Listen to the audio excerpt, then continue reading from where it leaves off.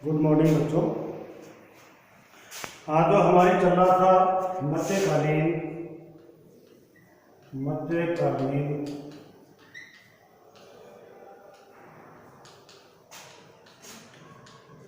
भारतीय मूर्तिकला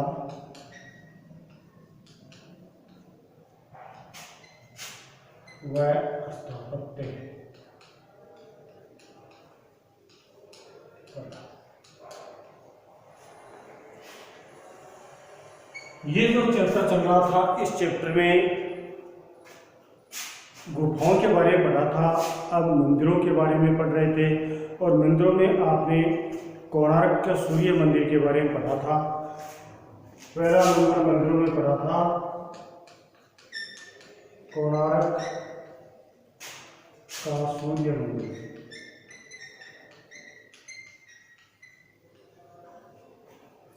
दूसरे नंबर पर आता है आपके खजुराहो के मंदिर।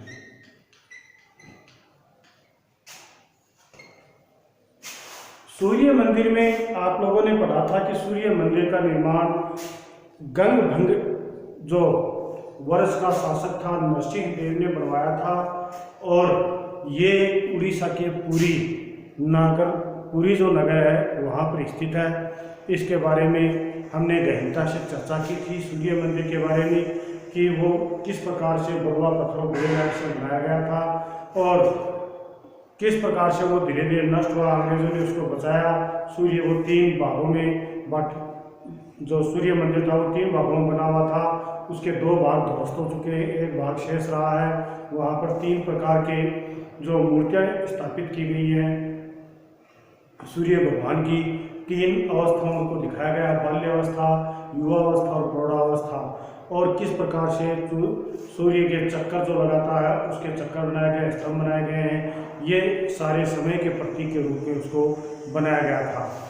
अब आता है आपका जो खजुराहो का मंदिर है।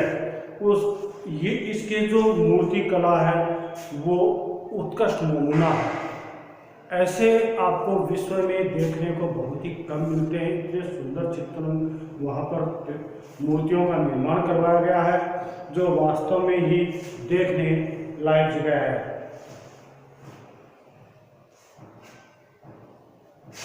ये खजुराहो ये कहाँ पर है? खजुराहो मध्य प्रदेश। ये मध्य प्रदेश के छतरपुर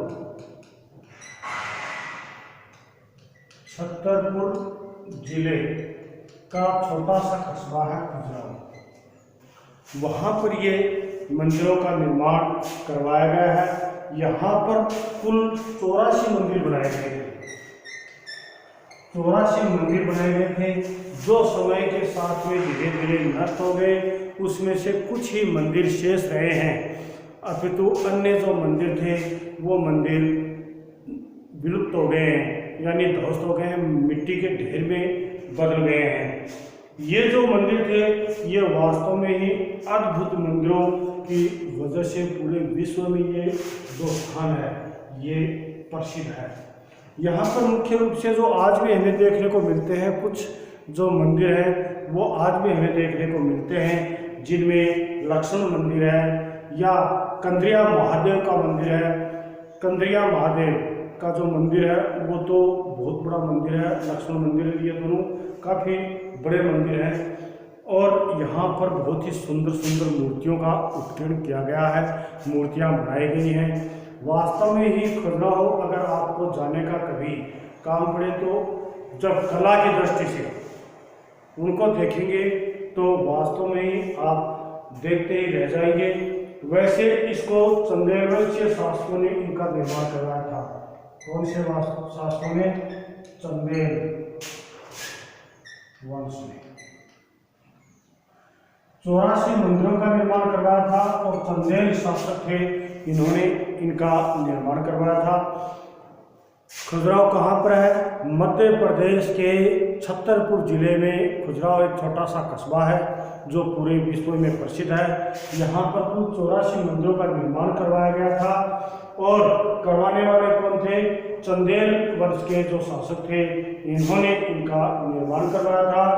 एक British engineer captain T.S.. Brought ने इन मंदिरों की खोज की और आलंकारिक विवरण बंगाल की एसोसिएट में दिया। यानी इसकी खोज किसने की थी? टी.एस. ब्रट ने। टी.एस. ब्रट इस व्यक्ति ने खजुराहो के मंदिर की खोज की। यानी वैसे खोज का मतलब ये बने हुए पहले थे, तो जमीन में गड़े हुए नहीं थे, लेकिन पूरे विश्व के सामने प्रस्तुत करने वाला व्यक्ति भी होना चाहिए। जैसे कि आपने राजस्थान में किशनगढ़ शैली को पढ़ा था।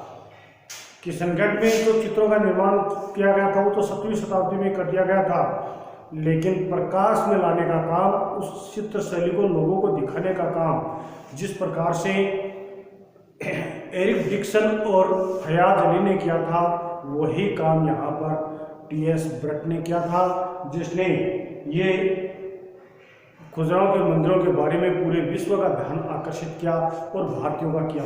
देखो कई बार ये होता है ना कि दीपक नीचे अंधेरा, दीपक के नीचे अंधेरा होता है ना, वही बात होती है कि आसपास के लोग भी उस चीज़ का मूल्य नहीं समझ पाते हैं कि एक मिट्टी के ढेर के समान उनको देख लेते हैं कलाकृतियों को, लेकिन बाद में जब लोग वहाँ पर उन कलाओं को देखे तब उनको भी ये एहसास हुआ कि वास्तव में ये तो बहुत सुंदर बनाई गई है, वरना उनके ऊपर उनका ध्यान ही नहीं जाता है किसी व्यक्ति का।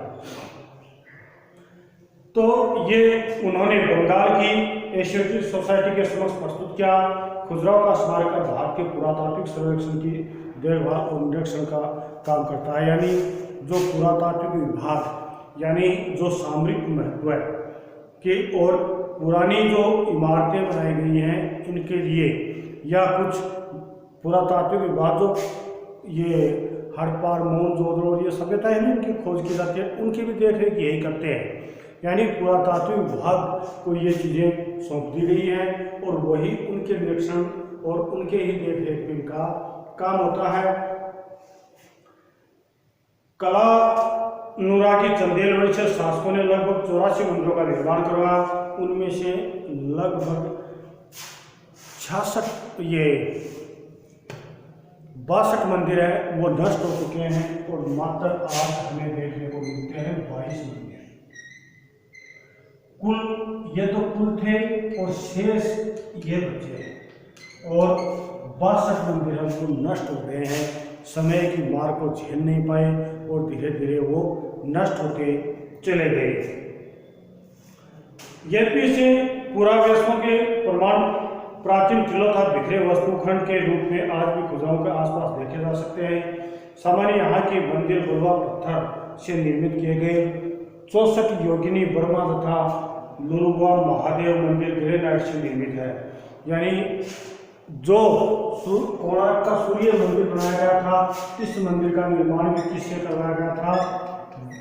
बलुआ पत्थर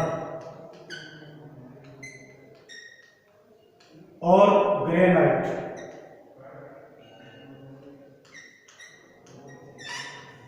और इसका निर्माण भी इसी चीज से करवाया गया है। यानी जो नष्ट हो गए हैं वो तो केवल बलुआ पत्थर के बनाए गए थे, लेकिन जो कुछ शेष बचे हैं जो उनको ग्रेनाइट का भी इस्तेमाल किया गया है, ग्रेनाइट से उनको निर्मित किया गया। पहले ईंटों का प्रयोग कम होता था, बहुत ही कम था मंदिरों में, केवल पत्थरों को जोड़कर ही उनसे ये किया जाता था। जैसे आप जैसलमेर का किला है उसको देखते हो तो देखो वहाँ पर किसी प्रकार का कोई रासायनिक पदार्थ काम में नहीं लिया गया है, केवल पत्थरों को जोड़ जोड़कर और पूरा घर तैयार किया गया है। और आज भी वैसा का वैसा ही आपको देखने को मिलेगा, उसमें किसी प्रकार का कोई परिवर्तन आज भी आपको नहीं मिल सकता। तो इस प्रकार से ये मंदिर शैव विष्णु तथा जैन संप्रदाय से संबंधित हैं।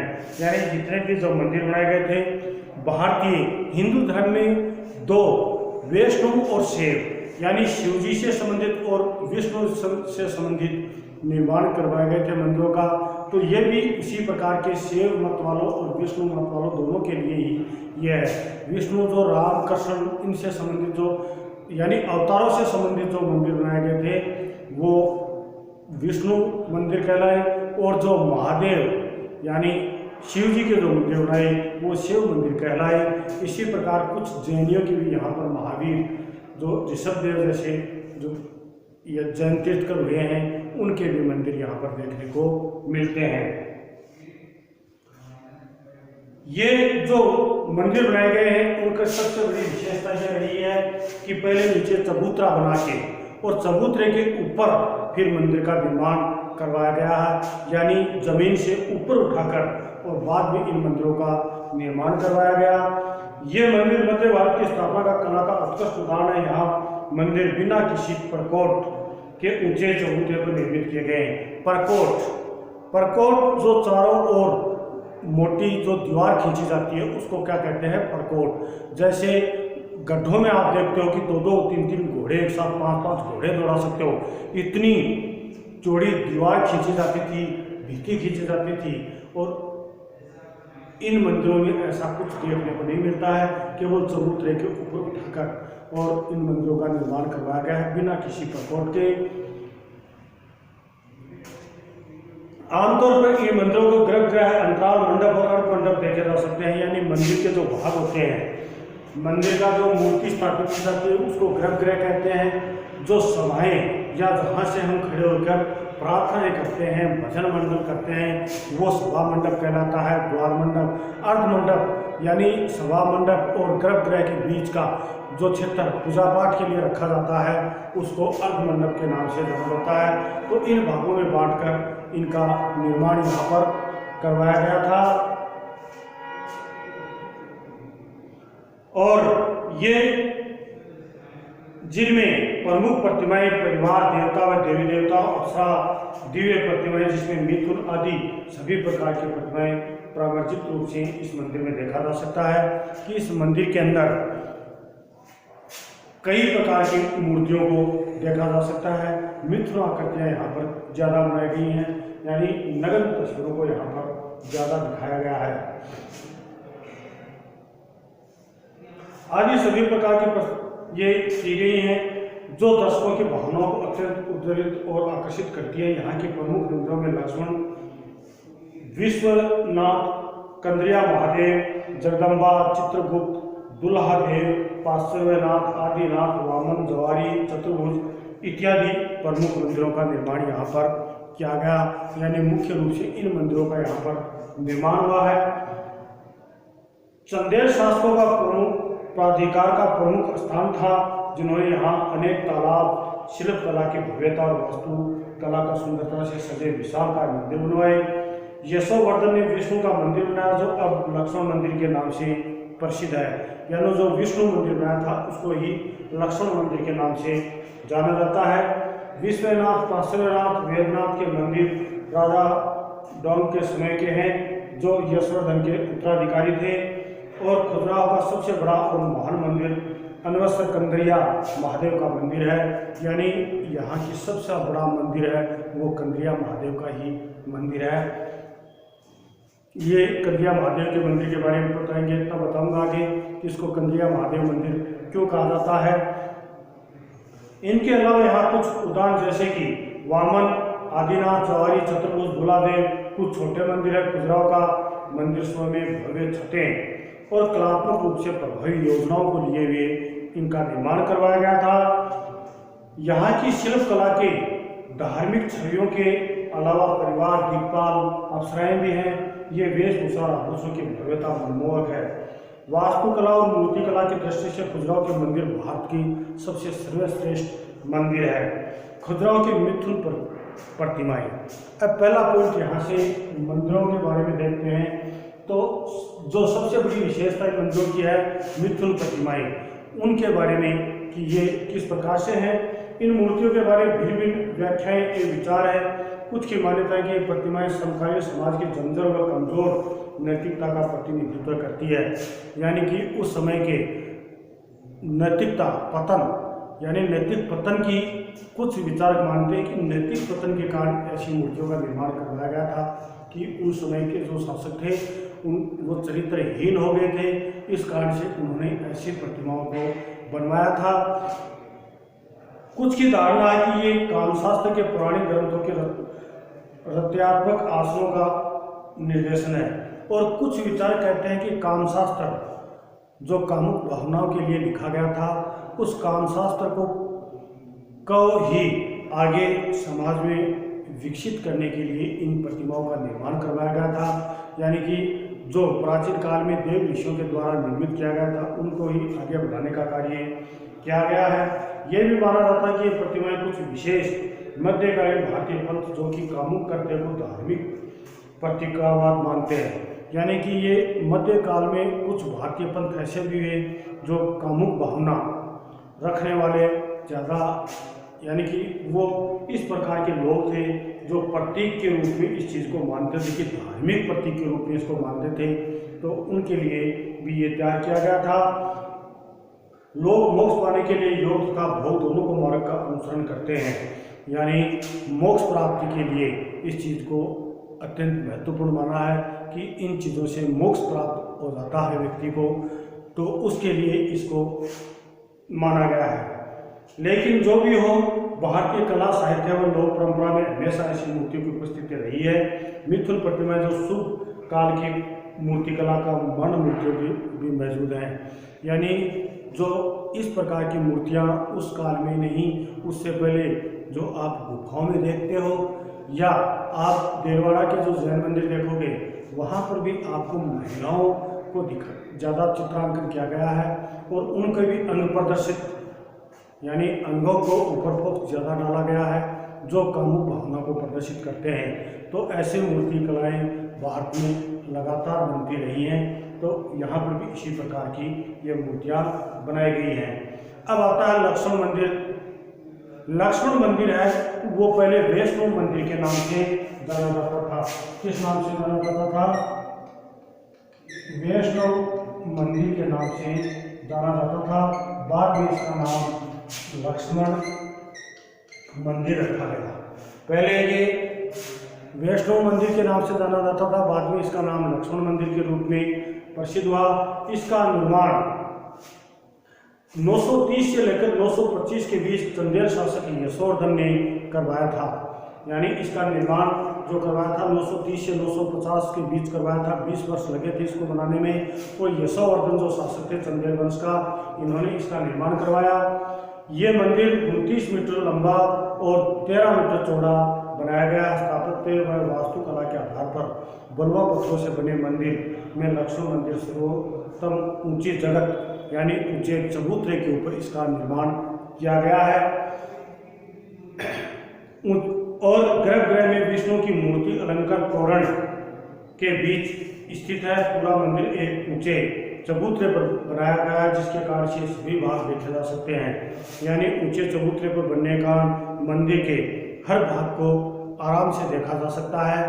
ये इस मंदिर की विशेषता रही है। इस मंदिर के बाहरी हिस्सों पर दीवारों पर चबूतरे पर युद्ध, शिकार, हाथी, घोड़े, सैनिक, अप्सराएं और मिथुनाकृतियों के दृश्य अंकित किए गए हैं।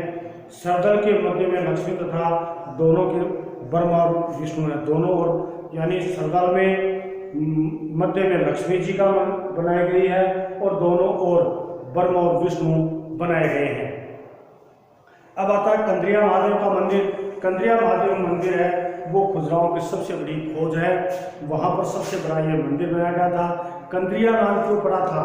कंद्रिया का मतलब गुफा, और इसका जो मंदिर के अंदर जो प्रवेश द्वार है वो गुफा नुमा है, यानी लंबा गुफा की तरह जाकर बाद में मंदिर के अंदर घुसा जाता है। इस कारण से इसको कंद्रिया महादेव के नाम से जाना जाता है। ये शिव जी का मंदिर है, इसलिए महादेव कह देते हैं, और गुफा जैसा इसका द्वार है, इस कारण से कंद्रिया महादेव इसका नाम रखा गया था। ये भी एक ऊंचे चबूतरे पर बनाया गया है। यह मंदिर 109 फुट लंबा, 60 फुट चौड़ा और 116 फुट ऊंचा है। इस मंदिर के सभी भाग अर्धमंडप, मंडप, महामंडप, अंतराल तथा गर्भगृह आदि वास्तुकला के बेजोड़ नमूने हैं। यानी वास्तुकला के रूप में इसको निर्मित किया गया था। और इसके ये विश्व मंदिर शिव जी को अर्पित है। इस मंदिर में शिवलिंग अलावा अन्य देवी देवताओं की कलात्मक मूर्तियाँ बनाई गई है। ऊंची मूर्तियों की संख्या 872 है, यानी कुल 872 मूर्तियाँ उस मंदिर में बनाई गई हैं। टोटल जो मूर्तियों की संख्या है वीथियों पर 872 मूर्तियाँ बनाई गई हैं।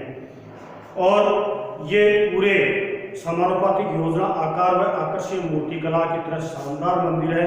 मंदिर के सोपान तथा अलंकृत कीर्ति मुख नृत्य दृश्य युक्त तोरण द्वार में प्रवेश किया जा सकता है। बाहर से देखने पर मुख्य द्वार एक गुफा जैसा लगता है। इस कारण से इसको गुफा मंदिर के नाम से जाना जाता है। साइड स्टोन से बने मंदिर को वास्तव में ही बेजोड़ नमूने के रूप में देखा जाता है।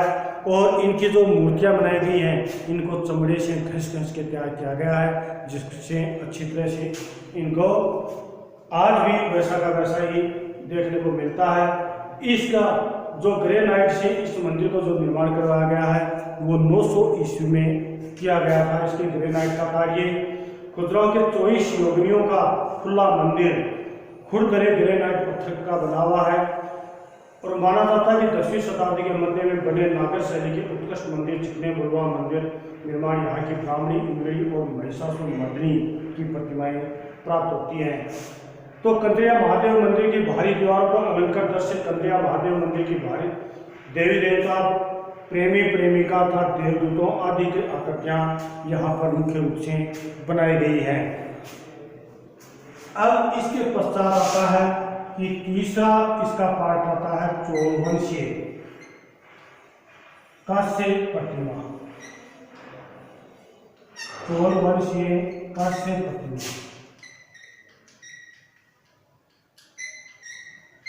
इसमें 2 प्रकार की मूर्तियों का निर्माण करवाया गया था, एक तो नटराज, एक उमा पार्वती। नटराज ये शिव जी का को बनाया गया है और नटराज आकृति में, यानी नटराज कृष्ण जी इस प्रकार से जो खड़े होते हैं कि एक पैर इस साइड में निकाल के और नृत्य की आकृति में हाथों को इस प्रकार से फैलाकर उस प्रकार से शिव जी के यहाँ पर इस प्रतिमा में कांस्य धातु से बनाई गई है और 4 हाथ बनाए गए हैं। उसके चारों अग्नि का सा पंथ बनाया गया है और उसके बीच में नृत्य मुद्रा में जो जिस प्रकार से वो तांडव करते थे, तांडव की मुद्रा में उसको दिखाया गया है। ये बोना राक्षस को एक पैर के नीचे दबा रखा है, एक पैर को, और दूसरा पैर नृत्य मुद्रा में ऊपर की ओर उठाया हुआ है और उसी प्रकार से उनके हाथ में किसी में कुछ रखा गया है। तो ये शिव जी की प्रतिमाएं हैं। और उसी प्रकार से उमा पार्वती को त्रिभंगा आकार का बनाया गया है, यानी ये भी धातु से बनाई गई है, कांसा धातु से। और उसमें तीन प्रकार का बल दिखाया गया, पैर इस साइड में, फिर इस साइड में, इस प्रकार से किस्सा करके और उसको त्रिभंगा आकार में उमा पार्वती यानी पार्वती की तस्वीर बनाई गई है, जो सुंदर दृश्य दिखाया गया है। और उस मूर्ति को भी जो अधो वस्त्र पहनाए गए केवल इतनी दूर में और एक कमर के थोड़ी सी दूर में कपड़े पहनाए गए हैं। इस प्रकार की तस्वीर उमा पार्वती की बनाई गई है। ये सिर के ऊपर मुकुट रखा गया है। इस प्रकार से ये जो प्रतिमाएं थी ये आपके इस क्षेत्र में मध्यकालीन भारतीय मूर्ति कला और स्थापत्य कला में जो आपने अच्छी तरह से देखा होगा। और इनके बारे में आप गहनता से थोड़ा देखना, क्योंकि ये जीके के लिए भी महत्वपूर्ण क्षेत्र है, तो आपके आगे भी ये काम में आएगा। ठीक है, और इसके नोट्स मैंने आपको भेज दिए थे, आपने देख लिए होंगे, यानी ये नोट्स भेजे थे। आपका जो वीडियो आया था ये महाबलीपुरम वाला, उस दिन भेजे थे इसके नोट्स, तो आप फिर उसको देख लेना। जय हिंद।